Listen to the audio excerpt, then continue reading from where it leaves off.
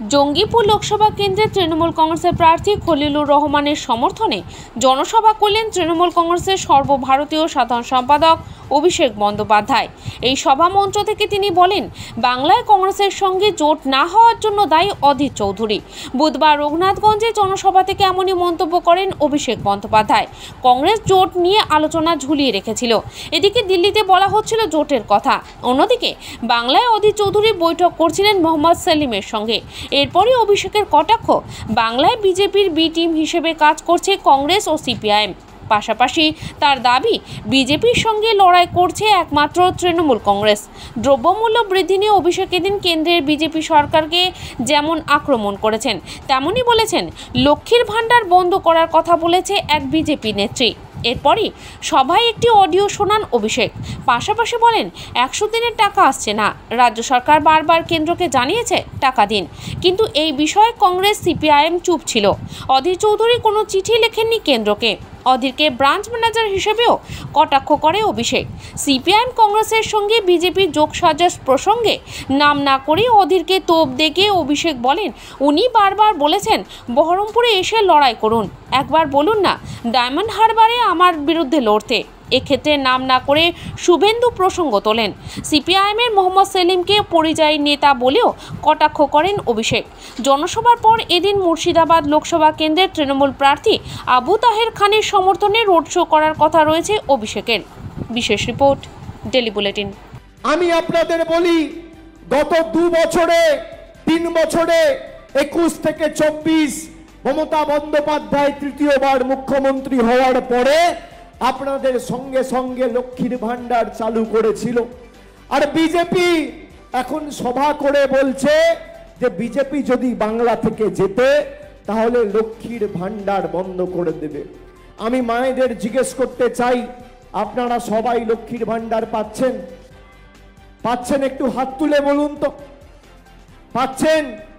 500 টাকার লক্ষ্মীর ভাণ্ডার বেড়ে 1000 টাকা হয়েছে, হয়েছে কিনা? সবাই পাচ্ছেন, হ্যাঁ কিনা? হাত তুলে বলুন পাচ্ছেন কিনা। এই বিজেপি লক্ষ্মীর ভাণ্ডার বন্ধ করতে চাইছে। আমি আপনাকে একটা অডিও ক্লিপ শোনাচ্ছি, আপনারা শুনুন। এই অডিও ক্লিপ বিজেপির নেত্রীর, এটা আমার গলার আওয়াজ নয়। তিনি বলছেন বিজেপি 3 মাস পরে লক্ষ্মীর ভাণ্ডার বন্ধ করে দেবে। আপনারা শুনুন।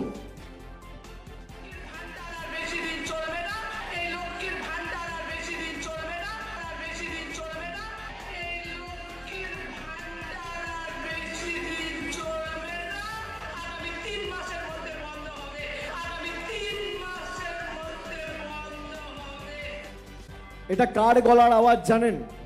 কুচবিহারের বিজেপি নেত্রী দীপা চক্রবর্তী। এটা তো আমার গলার আওয়াজ নয়। আজকে প্রায় 7 থেকে 8 দিন হয়ে গেছে এই বিজেপি নেত্রী প্রকাশ্যে সভা করে বলেছে 3 মাসের মধ্যে লক্ষ্মীর ভাণ্ডার বন্ধ করবে। বিজেপি মানুষের কাছে ক্ষমা পর্যন্ত চায়নি। যারা লক্ষ্মীর ভাণ্ডার বন্ধ করতে চায় মায়েরা, আগামী 7 তারিখ তাদের উচিত শিক্ষা দেবেন কি দেবেন না? দেবেন কি দেবেন না? দেওয়া উচিত কি না?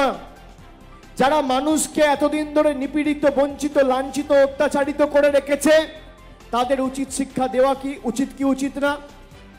আপনি দেখুন, আজকে প্রায় 7 দিন 10 দিন হয়ে গেছে, কোনো কংগ্রেস নেতা, কোনো সিপিএম নেতাকে দেখেছেন এর বিরুদ্ধে একটা সাংবাদিক বৈঠক করে বিজেপিকে আক্রমণ করেছে?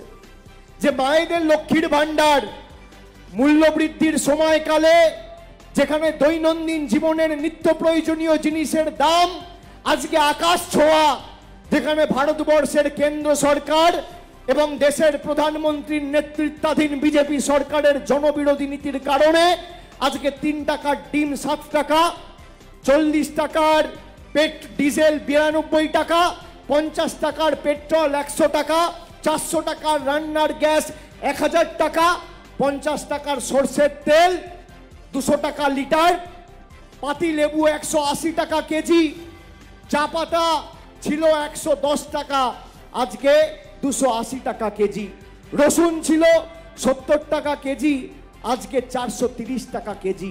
মমতা বন্দ্যোপাধ্যায় যদি লক্ষ্মীর ভাণ্ডার না দিত সংসার হয়তো চলতো, কিন্তু আর্থিক টান তো সবার পড়তো। অস্বীকার তো করতে পারবেন না।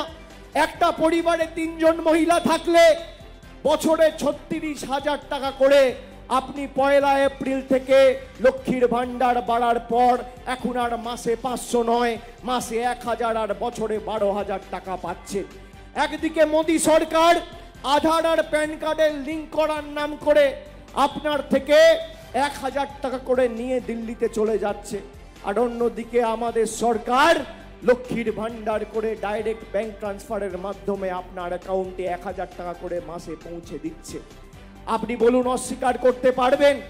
পারবেন না। আজকে কংগ্রেস বিজেপির বি টিম হয়ে, সিপিএম বিজেপির বি টিম হয়ে এই বাংলায় কাজ করছে। আপনারা দেখেছেন 2023-এ জুন মাস থেকে আমরা চেয়েছিলাম যে এখানে কংগ্রেসের সাথে আমাদের জোট হোক। একদিকে রাহুল গান্ধী, সোনিয়া গান্ধী দিল্লিতে, কর্ণাটকে, মহারাষ্ট্রে, বিভিন্ন জায়গায়, বিহারে মমতা বন্দ্যোপাধ্যায়কে পাশে বসিয়ে বলছে যে আগামী দিন বিজেপিকে উৎখাত করতে আমাদের তৃণমূলের দরকার রয়েছে, তৃণমূল অগ্রণী ভূমিকা পালন করবে। আর একদিকে এখানের ব্রাঞ্চ অফিসের ম্যানেজার কংগ্রেসের অধীর চৌধুরী সেই একই দিনে মোহাম্মদ সেলিমের সাথে সভা করে ধূপগুড়িতে তৃণমূল কংগ্রেস আর মমতা বন্দ্যোপাধ্যায় আর আমার বাপ্পা পান্ত করছে। কার হাত শক্তিশালী করছে এই কংগ্রেস? কার হাত শক্তিশালী করছে এই সিপিএম? আপনারা জানেন। এই পরিযায়ী নেতা একবার দাঁড়ায় রায়গঞ্জে, একবার দাঁড়ায় উত্তর কলকাতায়, একবার দাঁড়ায় মুর্শিদাবাদে। গতবার আপনারা খলিলুর সাহেবকে 2.5 লক্ষের বেশি ব্যবধানে জিতিয়েছিলেন, কিন্তু কংগ্রেস প্রার্থী আর সিপিএম প্রার্থী মিলে প্রায় 3 লাখ ভোট কেটে বিজেপির সুযোগ করে দিতে চেয়েছিল। এবার যাতে তার পুনরাবৃত্তি না হয়, 5 লক্ষ ভোটে জঙ্গিপুর লোকসভা থেকে মামাটি মানুষের প্রার্থী খলিলুর রহমানকে জেতানোর অঙ্গীকার আজকে এই সভা থেকে আপনাদের নিতে হবে। আজকে বলুন, কোন কংগ্রেসের নেতা, কোন সিপিএম এর নেতা আপনি আমাকে দেখান গত 6 মাসে একটা সাংবাদিক বৈঠক করে বিজেপিকে আক্রমণ করেছে, বিজেপির নেতাদের বিরুদ্ধে কথা বলেছে, বিজেপির জনবিরোধী নীতির বিরুদ্ধে রাস্তায় নেমেছে, সিএএ এনআরসির বিরুদ্ধে মুখ খুলেছে? তারা খোলেনি। তাদের কাজ হচ্ছে বিজেপির হাত শক্তিশালী করা। আর যারা সিপিএম এর বিরুদ্ধে লড়াই করেছিল, আদর্শগতভাবে কংগ্রেসের হাত ধরে রাজনৈতিক জীবন শুরু করেছিল, এই সভা মঞ্চে আমরা যারা রয়েছি সবাই কংগ্রেসের হাত ধরে আমরা রাজনৈতিক জীবন শুরু করেছিলাম। মমতা বন্দ্যোপাধ্যায় 90-এর দশক থেকে বলেছিল যে সিপিএম কে যদি বাংলা থেকে উৎখাত করতে হয় তাহলে এই সিপিএম হচ্ছে কংগ্রেসের বি টিম। আজকে আপনি কি দেখছেন? কংগ্রেসের নেতা কাস্তে হাতুড়ি তারা উত্তরীয় পরে হাতে লাল ঝান্ডা নিয়ে মিছিল করছে, নিজেদের স্বার্থ চরিতার্থ করতে কাস্তে হাতুড়ির সাথে মিশে গেছে হাত। আর অধীর চৌধুরীও আজকে খাচ্ছে সাইবাড়ির রক্তমাখা ভাত।